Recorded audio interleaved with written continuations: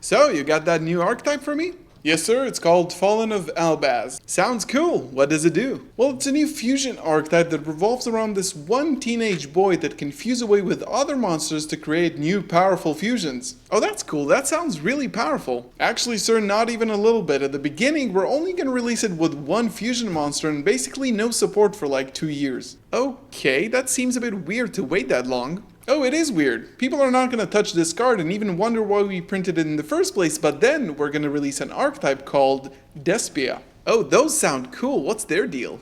So they are these group of evil fairies that work perfectly with the Albaz stuff, but also have a searcher that searches basically any card in the deck. Solid stuff. Which monster will that be?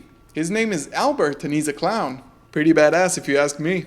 It is definitely badass, sir. We're gonna release it as a secret rare in a set that is basically all entire garbage because you need 3 of it and you have to play it in your deck. A secret rare, isn't that gonna be a little bit hard for players to get their hands on? That's what we're going for. It's gonna climb up to like $130 right before we release it again as an ultra rare so that people wanna buy the structure deck. That makes perfect sense. You mentioned the structure deck.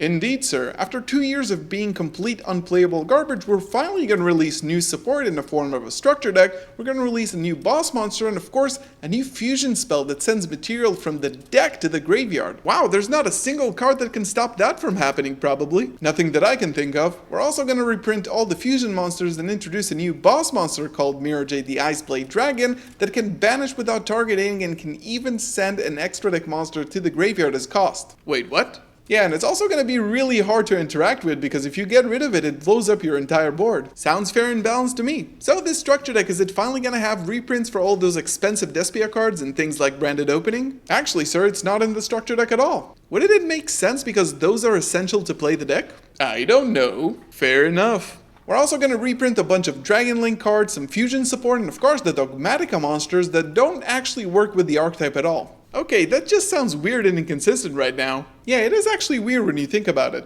Alright, so what happens next? So for a few months we're going to release a bunch of trapped cards that don't really do anything, including this one that can summon 2 monsters from any graveyard to any field. Doesn't sound like that could ever cause a problem. I'm assuming it's really hard to pull off though, right? Not at all, it's actually going to be super easy. But we're not going to bother that much because Sprite and Tearlaments are right around the corner and those decks are actually going to ruin every chance of this deck ever making top cut again. Oh, power creep. Oh, it's super creepy, sir. But then when Tearlaments hit tier 0 status, we're going to release a bunch of new monsters called Bestials. Well, those sound interesting. What do they do? Well, they're basically DD crows that can special summon themselves to your field and also deal with Tearlaments pretty easily. One of them can even search any dragon type monster from your deck to your hand. Seems unreasonably powerful for no apparent reason. They sure are, sir, definitely. I'm assuming those are also going to be secret rares though, right? Right, no, they're actually going to be super easy to obtain. All of them are going to be super rares. Okay then. And don't forget about the waifus, sir. You remember Ecclesia from Rise of the Duelist, right? So we're gonna retrain her 3 more times, and of course we're gonna make every single copy a Starlight rare as well. Alright. Yeah, you know people really love waifus. It's gonna be super sexy and weird. So it's only the girls getting the Starlight rares. Isn't that a little bit on the nose? That's what we're going for. Okay, but why only the girls? Oh, it's because of money, sir. Oh, money, I do love that. So, what happens next? How does the deck beat Tearlaments? Well, it doesn't. The Shizu cards basically put the final nail in the branded coffin, making it completely unplayable, but then we're gonna limit every card that mentions Tearlament and basically kill the deck altogether. Oh good, I'm sure people will be really thankful for that. Definitely thankful, sir. Not mad at all that we banned Kitkalos. Wait, you did what? Anyway, remember that trap card I mentioned that can special summon monsters from your graveyard to your opponent's field? I do. Branded Expulsion, right? That's right, sir, but apparently people didn't understand we wanted them to summon a monster to their opponent's field, then fuse with an Albaz they summoned to their field, and they're just gonna lock their opponent from playing the game altogether using Gimmick Puppet Nightmare. Oh, that sounds horrible. Who's ever gonna enjoy playing that? Well, I agree, sir. This is why we banned Branded Expulsion immediately. Oh, thank goodness. Good job on that one. 100% the correct hit, sir, but just a moment before that, we're going to release a new fusion monster with 3000 attack that cannot be targeted, that basically has the same effect and can achieve the same thing with ease. But surely people are just going to stop playing the lock altogether because it's way less consistent now, right?